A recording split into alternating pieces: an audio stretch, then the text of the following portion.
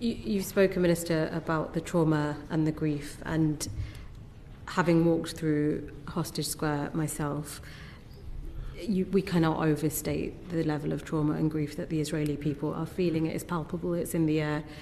We were there on the day of the Bibas family funerals, and it was devastating.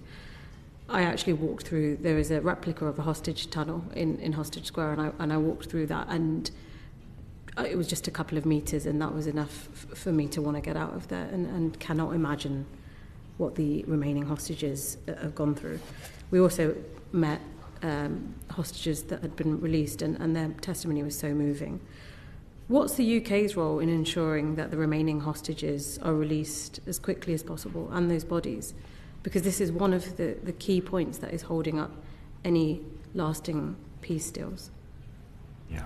So I think particularly of Avinatan, or I want all of the hostages and all the bodies back, but Avinatan has a British mother, and so he remains a UK-linked hostage, one of the last remaining, and so we're particularly focused on his return. And his sister very movingly said to me, he's a relatively young man who was in good health when he was taken, and she very movingly made exactly the point you've just made about why does everybody think he will be fine when he's been underground for so long, and the thought of those circumstances does haunt me, the urgency with which we have got to get everybody released.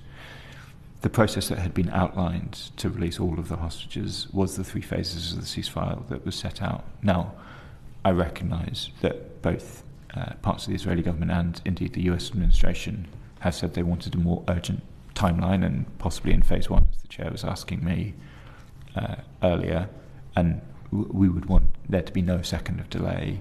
We'll do everything that we can, both to try and support those efforts to get the hostage releases, but also to support those who have been released and their families. There are a number of excellent UK organisations with experience of hostage cases, and we've tried to make sure that their expertise is available to all of those who are affected by this.